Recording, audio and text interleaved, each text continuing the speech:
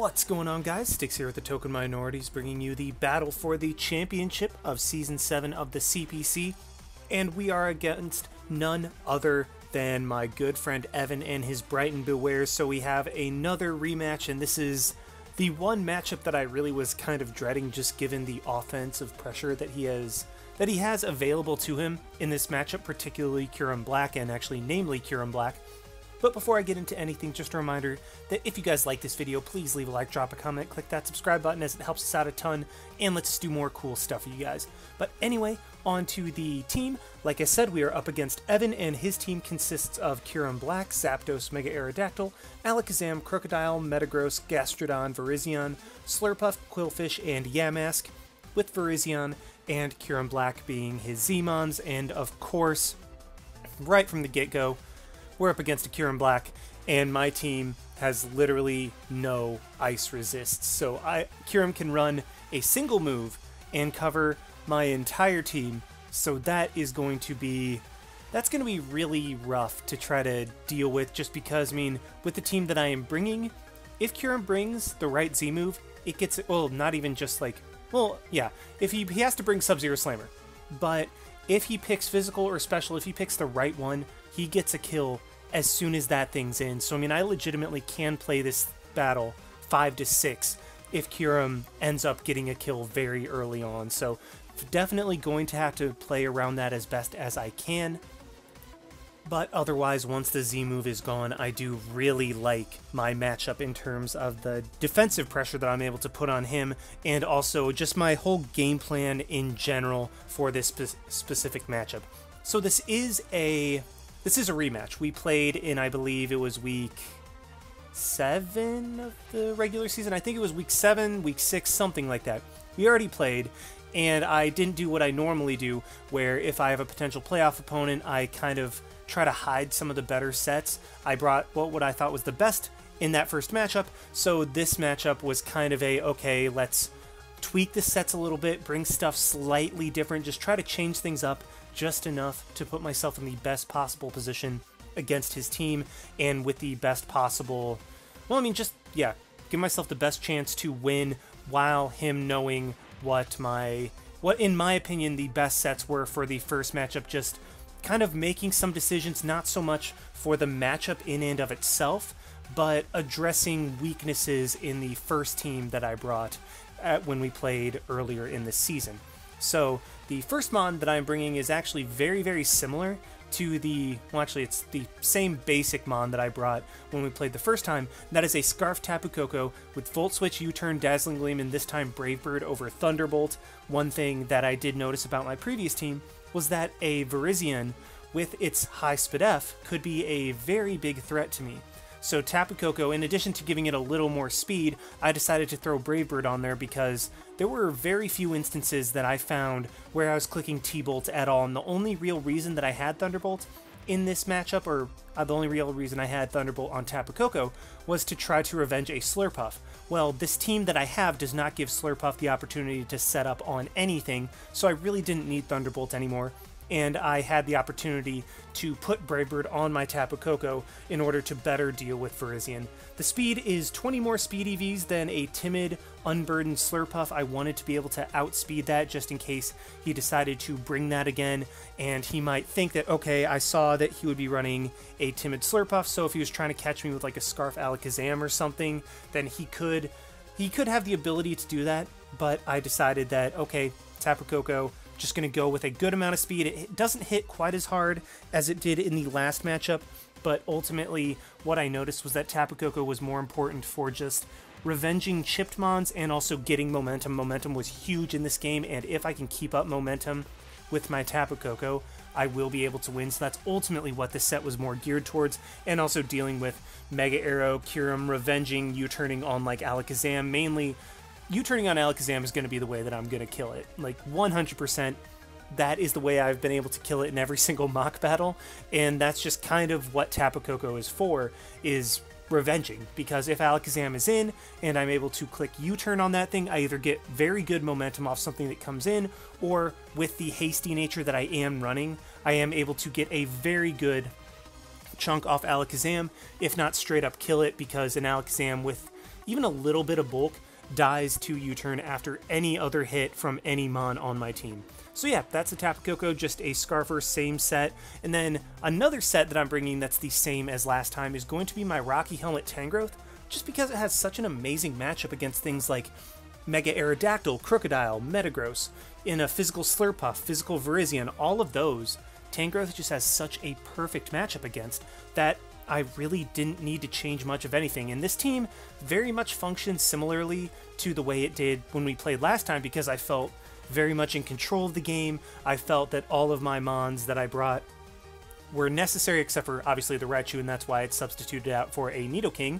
But really, I felt my defensive core was very solid. I was able to deal with what I needed to deal with, and I was able to put myself in the best position to win that game with the mons that I did bring. So Tangrowth, the exact same, except I threw a little bit more speed on it, just because a potentially offensive Gastrodon could be annoying for me. So I took a little bit out of defense and threw it into speed just because, I mean, it really didn't change any of the calcs, and maybe that couple extra points in speed could make a big difference. The Spadef, same as last time, is enough to live a Life Orb Alakazam Psychic after Rocks if Tangrowth is the mon that I need to take the hit in order to get the chip off on Alakazam. Just, I mean, I know that it might seem counterintuitive. It's like, well, why are you taking a Life Orb hit if you're only really worried about Sash? Well, I mean, I want to break the potential Sash, even if I do know that that thing is Life Orb anyway, and also I do need a little bit of chip on it. So yeah, Tangrowth is one of the ways that I can take a hit and get chip off on Alakazam to put it in range of U-turn. Next up is another mon that I brought last time, and once again, don't think I changed any of the moves on this Skarm. Toxic, Defog, Roost, Iron Head just covers his team very, very well. Hits what I needed to hit. Able to Toxic things like Slurpuff, Zapdos, Gastrodon that try to come in, maybe even Crocodile, Aerodactyl, but then again, Skarmory is able to take those on fairly easily. Iron Head for his two biggest threats in Kyurem Black and Zapdos, while also hitting Alakazam pretty decently, and just very straightforward, exact same set. The only thing that I did change was I made Skarm more Spadef than last time, because what Evan did bring was a mixed Mega Aerodactyl with Fire Blast and a good chunk of special attack. And so, considering that Skarm is also one of my pivots around Alakazam, just to try to put myself in the best position to where Alakazam, like, first of all, Alakazam's a huge threat. Plain and simple, Alakazam's a big threat. So having Skarmory be able to pivot in, have a good chunk of Spadef, while also having the physical defense to take on things like Mega Aerodactyl and a Kyurem Black is very, very important. So that's ultimately what I went for in this Skarmory set, and the Spadef I decided to try to just hit. I was thinking of a good way to, like, a good particular benchmark to hit, and ultimately I just decided that avoiding a 2-hit KO from a 2-5-2 Kyurem's Ice Beam was the way to go, because I mean, I didn't really have any other specific investments on like Aerodactyl or Alakazam to hit, so I just decided to live the Kyurem just to be able to take the hits as well as possible and potentially roost that off if need be. Next up is the new mon that I'm bringing in this matchup, and that is a Physical Choice Scarf Nidoking. Now, you might be wondering why I'm a Physical Choice Scarf Nidoking, and ultimately because I wanted to have Superpower to have this as a way of revenging Kyurem should I need it. And so I could just run a mixed set, but he did bring a Spadef Assault Vest Crocodile last time to deal with Koko and Raichu, and considering how much of a gigantic threat a Gracium Z Raichu is against his team, I'm thinking that Crocodile has to be his way of dealing with it, and so with this Nidoking spread, a -1 Ice Punch does more than an Assault Vested Ice Beam, so that kind of made my decision for me, and it also let me have a little bit more damage with Superpower against his Kyurem, among other things. And so that's ultimately why I ran with what I did. Poison Jab, Ice Punch, Earthquake, Superpower just covers his team to the best of my ability, or the best of Nidoking's ability, because Nidoking's move pool is massive. And its attack stat is also not bad. I mean, 333 attack with an Adamant Nature isn't that bad. I mean, it still hits decently hard, not as hard as you would want it to, and yeah, Superpower and Earthquake don't get to take advantage of Sheer Force, but still hits very, very hard. Like, it hits just hard enough for the right situations, and the speed is enough to speed creep a Mega Aerodactyl, speed creeping my Tapu Koko, so going kind of aggressive in order to have an Adamant Nature to hit as hard as possible, and then 24 into my Spadef just because I figure I'm going to need to take a Zapdos' HPI, so the only hits that Nidoking is generally going to need to take and have the ability to live are Zapdos's HP Ices or like a Gastrodon Scald, something like that. Next up is a Swampert, which is again, the same Swampert that I brought last time, except I have Low Kick over Brick Break and Roar over Protect. Now, I'll be honest, Low Kick is definitely like, if you're just going straight up into the matchup with no prior information on your opponent, it's the first time you played all season, then Low Kick is 100% the way to go, because that does like 43 to 50% against an invested Kyurem. However, in this situation, Evan brought Reflect on his Kyurem last time. He brought Sub Reflect, and so my Swampert was not able to do, well, like, had he in the right situation, like I would not have been able to break his sub. Like if he went max HP and Reflect, then Low Kick does not break the sub reliably. I think there's barely any chance it has, like, maybe a max roll can break the sub. And so this Brick Break bring is simply because he brought Reflect last time, and Swampert's job is to force the Z out of Kyurem and keep it from getting a sub up. Otherwise, otherwise Swampert really doesn't do a whole lot. I mean, it's nice, but especially with having Nidoking, I have a second ground to deal with Zapdos. Like, Nidoking is there for Zapdos. Like, a subtoxic Zapdos was brought by, I think, Maddie Brawlick in a mock battle, and that absolutely demolished my team. So Nidoking, having it on the team, allows me to play a little bit more liberally with Pert and just kind of throw it out if I need to, in order to die to Kyurem, so that I can build Kyurem Z-move, and it's much easier to deal with after that. So Pert's job, come in, force Kyurem to bust the Z-move, and keep it from getting up a sub. Brick Break always breaks a max HP Kyurem sub because it breaks the Reflect, and so I don't have to worry about that. And then Roar is also for like a sub Zapdos that's getting out of hand, prevents Slurpuff from setting up on me, because otherwise I am Slurpuff setup fodder. And then Toxic is just nice and spammable against his team, and Rocks are, well, they're Rocks. They're very good against his two biggest threats, actually three biggest threats, in Kyurem, Zapdos, and Aerodactyl.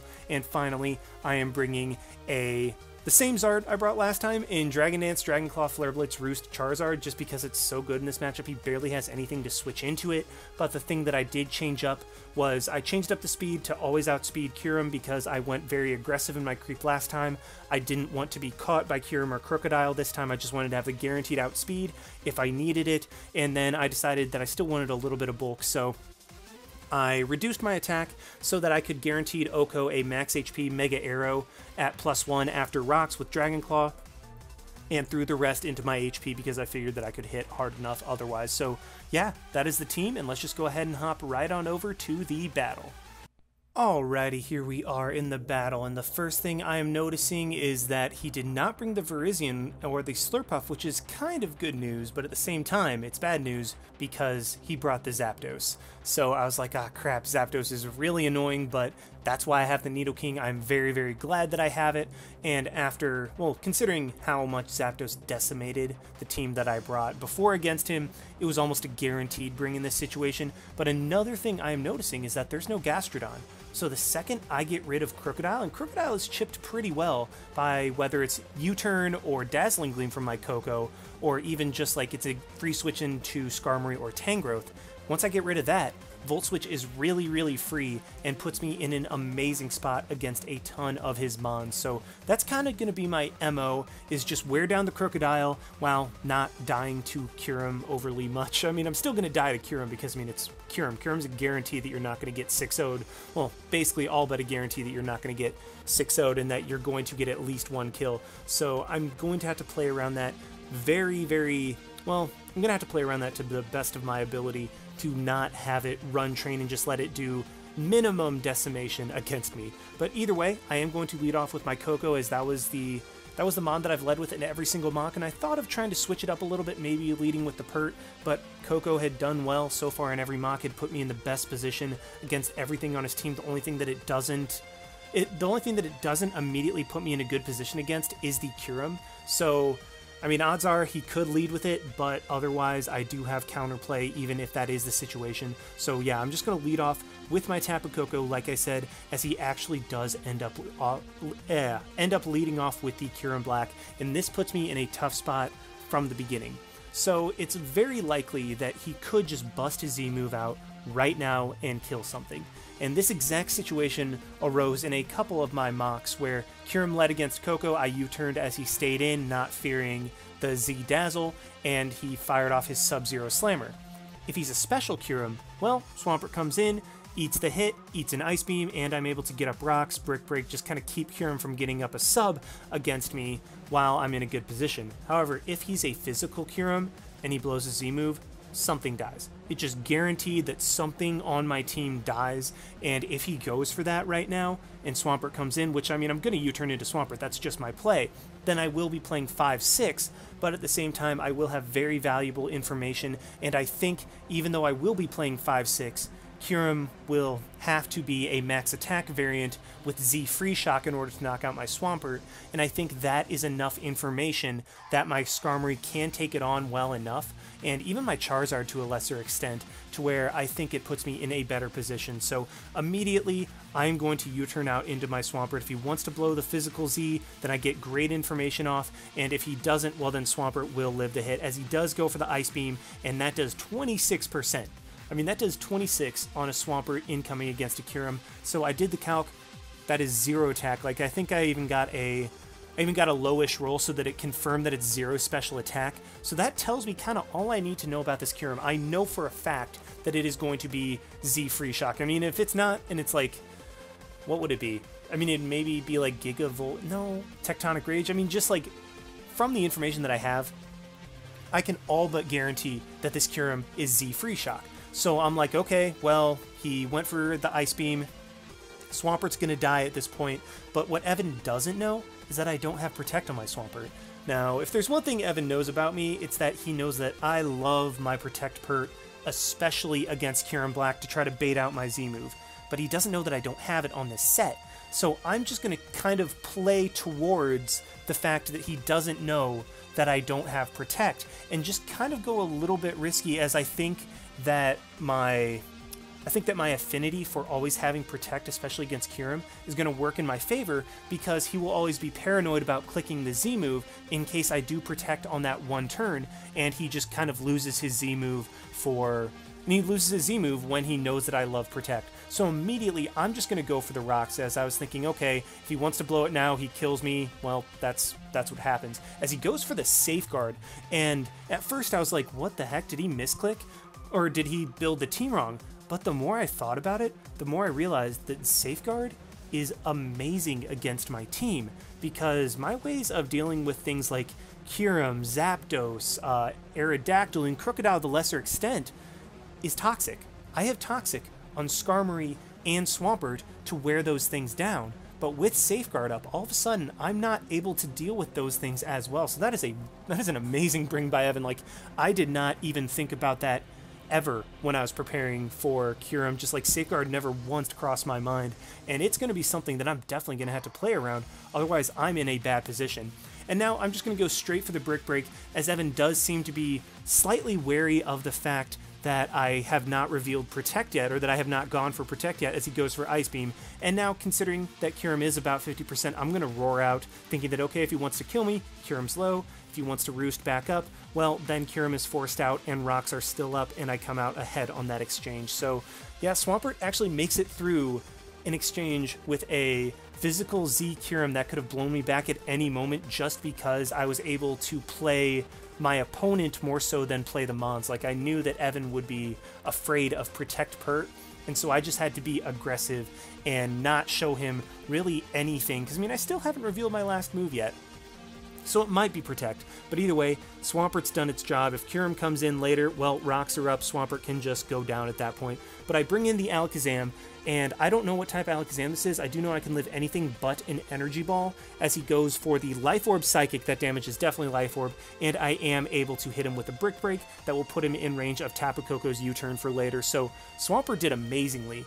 It got me out of a very tricky early position with Kyurem, where I was able to come out with rocks, and I was able to damage the Alakazam in the process and figure out that the Kyurem was, well, I don't know exactly what the Kyurem is, but just because, I mean, he hasn't revealed his item, obviously, but the fact that he has Ice Beam, but has no special attack investment, tells me, I mean, that really just confirms to me that that thing is going to be a physical Free Shock Z variant. I mean, he could be like a Haban, but I would think in that case he would still have at least a little bit of special attack in order to be able to deal with a little bit of special attack to be able to do a little bit more with Ice Beam against my team, because Kyurem offensively is so good against me. So Swampert, you've done amazingly. I'm not going to quite let him go down, as I still think he can be a good sack later, and I want to wear down the last turn of Safeguard, so I want to get in my Tapu Koko, and so I'm going to pivot through my Scarm. It's going to take the Psychic, doesn't take a whole lot from it. I mean, it takes 35%, which is a chunk, but now I'm going to pivot into the Tapu Koko, as he had Shockwave last time. I'm assuming that's what he's going to go for this time, as he does, and he crits me, which is unfortunate. I hope it doesn't change anything later, but I am able to go for the U-turn, and Evan kind of knew he was in a bad spot right there, because Alakazam was like, it either gave me free momentum off of whatever comes in, or Alakazam would go down right there, and he does just let the Alakazam faint, so that is amazing. That is one less threat that I have to worry about, and I am going to go straight into my Charizard, because that's the only thing on my team that doesn't immediately invite Kyurem in. Basically, I knew that Charizard would be forced out by either Crocodile or Aerodactyl, which were very free switch-ins, but really, I just did not want him to have a free switch into Kyurem. I wanted to force out the Aerodactyl or the Crocodile to take rocks. I could figure out what set they were, kind of figure out what set they were anyway, and just those two are a heck of a lot easier for me to deal with than his Kyurem, and also rocks aren't up, so there is absolutely no downside for me to bring in my Zard. Goes into his Crocodile, he intimidates me, that's fine. I'm going to go straight into my Tangrowth, as I can take the knockoff, Leech Seed him, as Leech Seed is completely free against his team now that the Magic Guard Alakazam is gone, as he goes to the Dragon Tail and takes a very good chunk from Rocky Helmet. Now, I saw that damage, and Crocodile actually has a decent chunk of investment. I'm not sure how much, but I mean, like, he has a actual decent amount invested into this Crook, because Tangrowth is very defensive. And so I don't know if he was like jolly with a bunch or adamant with a marginal amount, but either way, that shows me that Crook is invested in attack a little bit, which helps out some of the calcs in terms of like U-turn, Flare Blitz, all that stuff, as he Dragon Tails me out into honestly kind of the perfect mon. So had he Dragon Tailed me out into, actually, you know what, there was really nothing necessarily bad that he could have Dragon Tailed me out into. Like, had he Dragon Tailed me out into Skarmory, well, that's a free Toxic or an Iron Head. If he Dragon Tailed me out into Charizard, well, I just switch back into Tangrowth. Just basically, if it wasn't something good, I just go straight back into Tangrowth, no harm, no foul. I am still at 100%, and I can deal with this Crocodile accordingly. But because he dragged me into Tapu Koko, I'm going to take this opportunity just to go for a very free U-turn, and I'm going to make kind of an aggressive play and go into my Charizard as opposed to the Tangrowth or the Skarmory. Now, this play only wouldn't have worked out for me if he went for Stone Edge, but because I knew that his Crocodile is defensive, like Crocodile has a good chunk of defense or investment based on that U-turn damage, and I figured that it's just going to be an Assault Vest variant once again to deal with my Tapu Koko and my Raichu. If I go into Charizard and he knocks off or Earthquakes, well, no harm, no foul, nothing wrong with that. If he Dragon Tails, Charizard isn't Mega Evolved yet.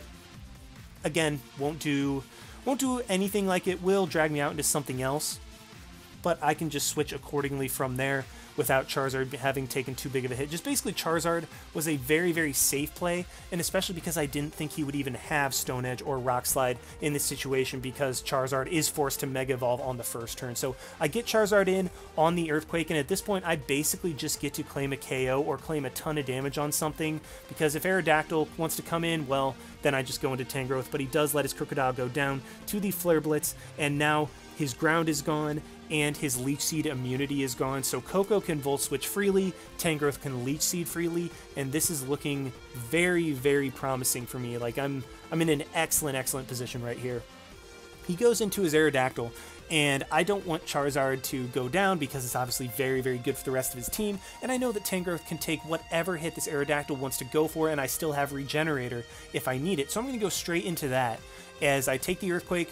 Doesn't do much of anything, reveals that this Aerodactyl is actually max attack and a boosting nature, so I'm like, oh, well, that's interesting, that's going to be rough to deal with, but this does give me the free opportunity to go for the Leech Seed, as, I mean, if he stayed in, I Leech Seeded him, and there, that's great. If he goes into Kyurem, well, I Leech Seed that thing, and now I'm going to sack off my Swampert, as I'm thinking that, okay, so I'm not necessarily like predicting the Z move, but anytime Kyurem's in and it hasn't revealed its item yet, I'm going to assume that he's going to throw off his Z. Swampert is very free. If Swampert goes down, well, that's a free switch into my Charizard, and I can basically claim another kill.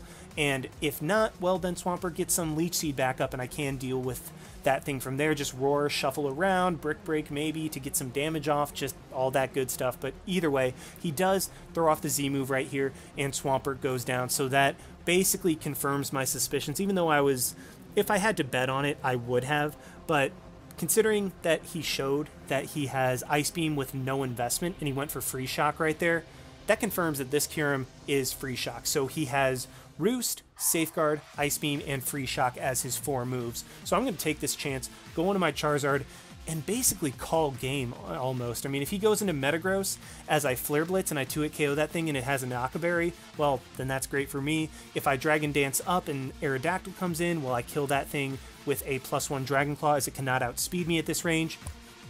And it's already revealed to be max attack, so it can't be like max HP and Impish. So basically, Charizard can come in and claim one, and depending on what I kill, I will put myself in a great position to win the game. So I'm going to Dragon Dance up, as I know even a crit Ice Beam will not be able to kill me at this range, and I always have Flare Blitz to thaw me if I need, well, if I need thawing. Like, if he ends up freezing me and I do need to thaw, then I will go for the Flare Blitz, as that will put me in the best spot. So now he is going to go ahead and Ice Beam me, and at this point, I'm kind of getting paranoid. I'm really getting paranoid about something going wrong. Now, we've already established that I know 100% what this Kyurem set is. I mean, he hasn't revealed Free Shock, but I mean, if he showed 0 special attack and a Z Ice move, it's going to be Free Shock, as that claims a kill against my team.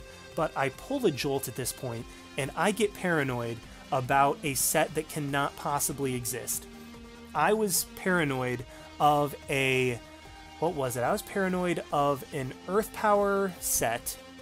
Or no, I was paranoid of a Dragon Claw set. That's what it was. I was paranoid of, with Kyurem having max attack, I was scared of Dragon Claw, even though he has not gone for that for 2 turns. I was scared that he was going to go for Dragon Claw, and he was just playing like the ultimate mind games and reveal it at the last second when I tried to get greedy. So I ultimately just KO this Kyurem with my Dragon Claw before he can do that, but that was not the play at all. That was a very, very bad play, and again, it was a jolt. I was worried about a set that could not possibly exist based on what he had. So yeah, I mean, Charizard's at +1/+1. I'm thinking, okay, I can still win this game with Charizard Sweep, but Metagross does have the Akaberry. It's able to take that +1 Flare Blitz, and it's able to blow up on my Charizard and take that thing out. But I mean, either way, I'm still in a very good position because all he has left are Zapdos and Aerodactyl, and I still have my Scarf Nidoking with Ice Punch that'll hit those things super effectively and can potentially clean up the game at this point. So while I could go into Tapu Koko and Volt Switch out on whatever he wanted to bring in, I figured that he was probably going to go Zapdos, as I was more than likely going to go Tapu Koko just because of a free Volt Switch. So I'm going to go straight into my Nidoking and start firing off Ice Punches, as I can potentially clean up the game from here, as he goes into Zapdos and reveals its pressure. Now, for whatever reason, I didn't see pressure at the time, so I'm just like, okay, let's see how much damage this does. It does 56%, okay, cool. And he does not reveal to have leftovers. So I'm just going to repeatedly Ice Punch. I'm going to get like 56, 54% rolls. I'm thinking that I can stall out these roosts, and I'm just kind of like biding my time until I get paralyzed by static. But it wasn't until it was actually on this turn that I was like, okay, I'm getting very lucky with the static, but realized that I had already used up 8 Ice Punches instead of 4, and I was like, oh, he's pressure. Okay, I can just Ice Punch repeatedly until he gets crit, or I just get multiple higher rolls. Because, I mean, like, the min roll you can see right there does 50%. So I just need to get, like, the 54, or, like, just basically anything over 50, and I will be able to take out this Zapdos with relative ease, just as long as I don't get low-rolled over and over and over until the Zapdos is able to stall me out. But luckily, I am able to take that thing out, and Aerodactyl does come in. Nidoking is going to be faster, or at least more than likely faster, able to take that thing out, and we are able to win the championship. So we were able to get back-to-back CPC championships. That's a very, very cool accomplishment. I mean, I'm very happy that I was able to do that. Evan, I mean, I know that the game ended up being 4-0, but that was still very scary. I mean, he had things like a Rock Polish Aerodactyl that, had he gotten rocks up, would have been very, very scary for me to deal with. He did bring a Subtoxic T-Bolt Roost Zapdos. That's what the set was on Zapdos. That could have destroyed me if I didn't have Nidoking, but I mean, that's exactly why I tried to fit Nidoking on this team in the first place. The Akaberry Lure Metagross was very cool as well. So, I mean, Evan, he's somebody that's on the up and up. He's improved so much just this season alone. I think he started off like 0-4 or something like that. He started off very poorly, but made it all the way to finals from there. So, I mean, just in the season alone, that dude has improved so much. So, I mean, look out for him, because, yeah, I mean, he's got a mind for this. Like, Safeguard Kyurem was a bring that I never once considered. So, yeah, great game, Evan. Great season. Thank you guys so much for watching, and thank you so much for the support all season. Like, comment, subscribe, all that good stuff. And this is Styx signing out. Why not? See you guys.